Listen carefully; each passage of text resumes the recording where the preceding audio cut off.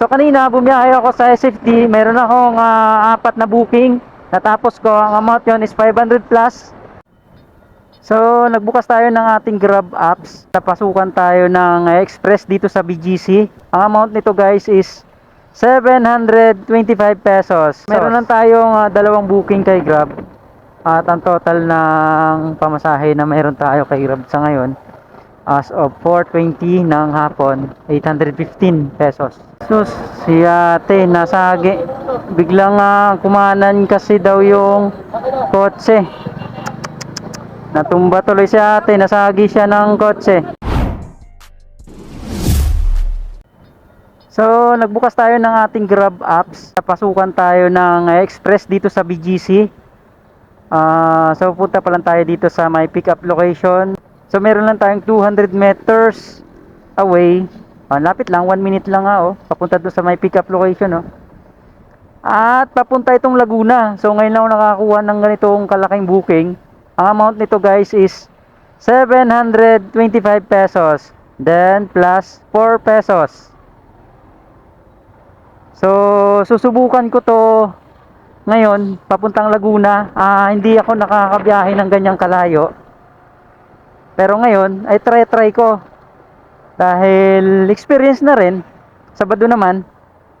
At wala namang gaanong traffic. So ito lang yung pick up natin dito lang sa unahan. Express to. Parcel lang to guys. Naka-pick up na ako dati dito papunta naman doon sa amin. 460 plus naman yon papuntang San Mateo. Ayan, dito lang. Ito yung mga kasamahan kong iba. Pick up ka, Paps? Pick up ka? Kala ko. Ayun, sir. Brian, papuntang Laguna po ba yan, sir? Papuntang Laguna? Ayun.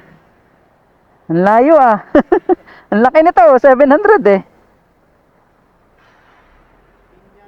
Binyan. Tama to, sir Alam naman ng customer na to, sir. Tama kaya tong address niya? Block. Okay. Pa-check na lang. 31 talaga siya 31 ba nakalagay siya? Block 96. 30 sa akin. Sa 31 siya. Hindi kasi lumalabas kay Grab yung 31. Pero katabi lang naman yan. okay, sige, okay na to, sir. Okay, sige. Salamat po. Ito guys, hindi, Grab Express to. Oo.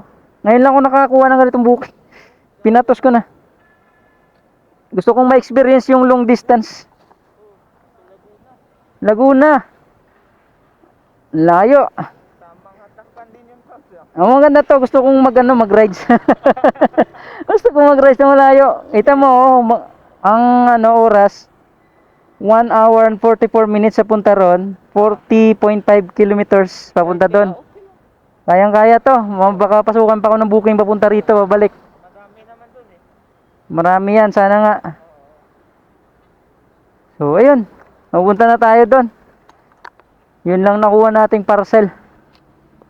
Ay, layo nito.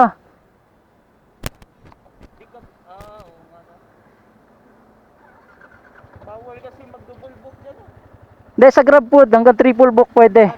Oo, to accept naman yan Sa Grab Express, isa lang. Depende na lang kung malakas ang biyahe. Express isa lang. Depende kung malakas ang biyahe, meron namang multiple. Oo. So, okay na to. Kotang-kota na. Enjoy na ako sa biyahe na to. 144 minutes 40.5 kilometers ang layo. Sige, Paps. Saan kaya to? Naligaw ako dito dito.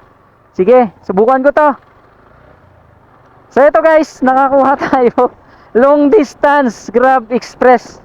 Ang kanina, mali yata ako. Gaya nito, mali ako.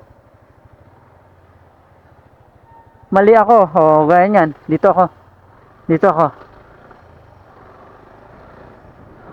Dito pala. Ay, pupunta akong Laguna ngayon. Maglo-long rides muna tayo. Sabado naman. Kaya pinatos ko na to. Baka bigyan pa ako ng pabalik. Papunta ng Metro Manila.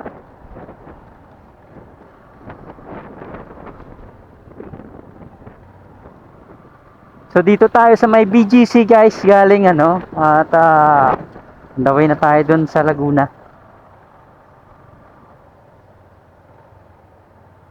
Mamaya update ko kayo guys kapag natapos natin to at kung anong oras natin matatapos to, pero base na rin sa Waze matatapos natin to ng 1 and 44 minutes. So malayo-layo rin Skyway lang yung daan natin pero service road tayo dadaan. At gusto ko rin ma-experience yung ganito kalalayong booking biyahe. So yun guys, mamaya kita-kits na lang tayo sa drop off location. So si ate nasagi, biglang kumanan kasi daw yung kotse. Natumba tuloy si ate, nasagi siya ng kotse. Papakarga siguro ng gastong kotse.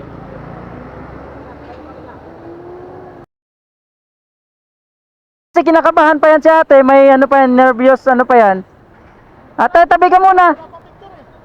Ha? Bigla siguro si sir, baka kakarga ng gas. Nasagi mo siya te, o siya na biglang?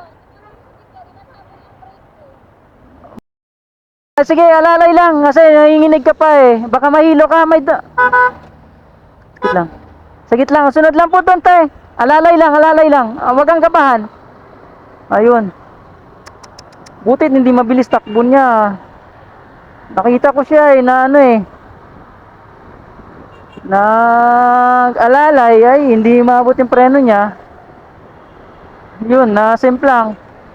Hindi malakas yung takbo niya ate. Buti hindi malakas takbo niya.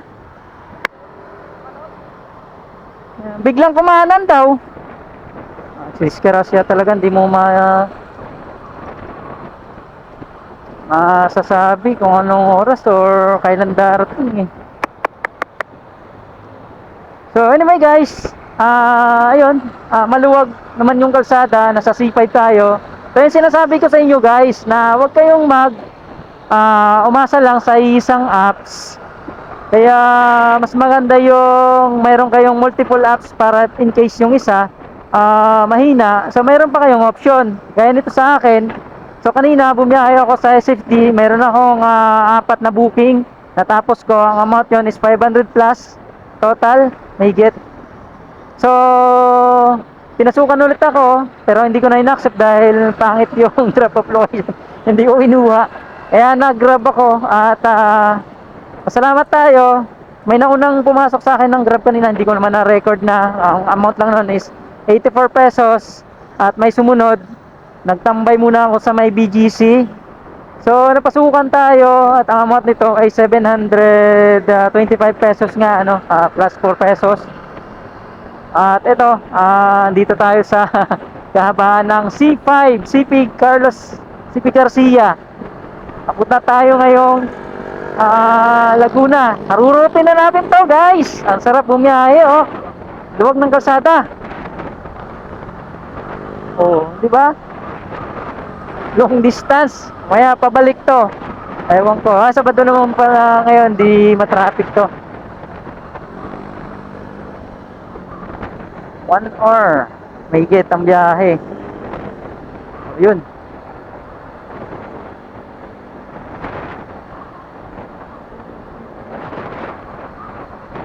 Ang sarap mag-rides yung nagra-rides ka na.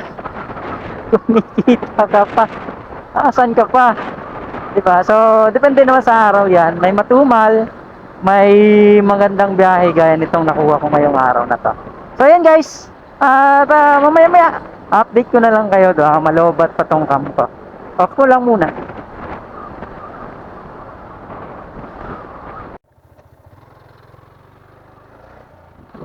So yun mga paps, na-deliver na natin yung delivery natin kay Grab. Hindi lang natin na kuha na ng video dahil bawal yung camera sa loob ng subdivision. So pinaiwan yung ating helmet sa guard. So meron lang tayong 2 booking kay Grab. At ang total ng pamasahe na meron tayo kay Grab sa ngayon as of 4:20 ng hapon, 815 pesos. So, 2 booking lang yan, paps. 2 booking lang yan, mga kuys. Ganun. Hopefully, makakuha tayo ng booking pabalik ng Metro Manila. So andito tayo sa Laguna ngayon. Sana may pabalik, makakuha tayo ng hindi naman sayang pa yung biyahe natin. Hopefully, sanang ganun. May mga ganun din naman na nangyayari. At kung wala, di okay lang. Namasyal lang tayo dito sa Laguna, galing syudad. At kung nakatulong sa So inyo ang ayun video lang ito, mga idol. pakikalabit naman At yung like and salamat subscribe sa inyong button mga suporta. para naman may refer ito ni YouTube. At ganun Sa din iba na kayo, gusto rin sana kumita ay sa ganitong uri ng trabaho. dumiskarte lang din Salamat. tayo sa buhay, ano? Huwag ka lang umasa sa isang pinagkakitaan. Kailangan na marunong ka sa diskarte. Kasi kung hindi, walang mangyayari sa iyo. Talo dahil mahal ng gas, mahal lahat ng bilihin. So yun lang, salamat sa lahat at ingat po kayo.